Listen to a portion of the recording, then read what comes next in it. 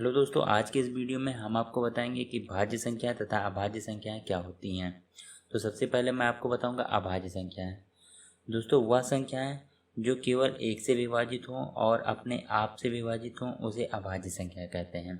दोस्तों, यहाँ पर मैंने केवल पर गोला बना के रखा है क्योंकि केवल का मतलब है वह केवल एक से विभाजित हो और अपने आप से विभाजित हो, यानी किसी और संख्या से विभाजित न हो।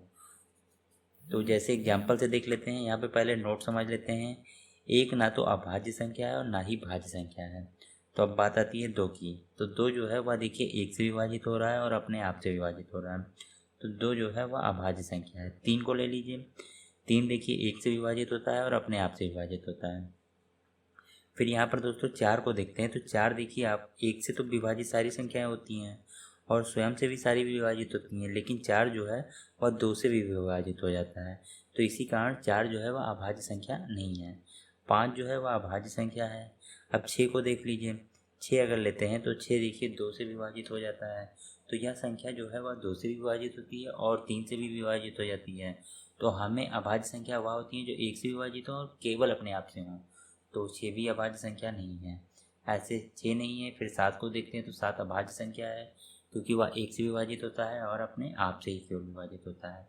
ऐसे आठ को ले लीजिए। तो आठ जो है देखिए एक से विभाजित हो जाता है, अपने आप से होता है। सात में दो चौक आठ, दो से भी विभाजित होता है, तो यह अभाज्य संख्या नहीं है। ऐसे नौ देख लीजिए। तो नौ भी अपने आप से विभाजित होता है, एक से विभाजित होता है तथा तीन से भी विभाजित होता है, तो वह अभाज्य नहीं है। ऐसे यदि आप 10 को देख लीजिए तो वह दो से विभाजित होता है, तो वह अभाज्य नहीं है।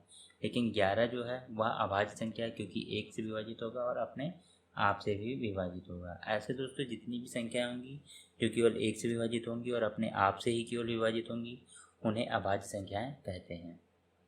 दोस्तों, यहाँ पर हम सीखेंगे भाज्य संख्याएं। वह संख्या जो एक और स्वयं से विभाजित होने के साथ साथ किसी और संख्या से विभाजित हो। यहाँ पर किसी को मैंने गोला कर रखा है, यानी वह एक से विभाजित हो और स्वयं से विभाजित हो तथा किसी और संख्या से विभाजित हो। अब चलिए समझ लेते हैं कैसे। जैसे कोई भी दोस्तों संख्या है वह एक से विभाजित होती है और स्वयं से तो विभाजित होती ही है। अगर वह संख्या किसी और संख्या से विभाजित हो जाती है तो उसे भाज्य संख्या कहते हैं। जैसे चार ले लीजिए। तो एक और स्वयं से तो सारी संख्या विभाजित होती है, तो ये विभाजित होता है, लेकिन ये चार जो है यह दो से भी विभाजित हो जाता है। तो ऐसी संख्याएं जो किसी और संख्या से विभाजित हों उसे भाज्य संख्या कहते हैं। तो यहाँ पर मैं संख्या काट के एग्जाम्पल लिख देता हूँ।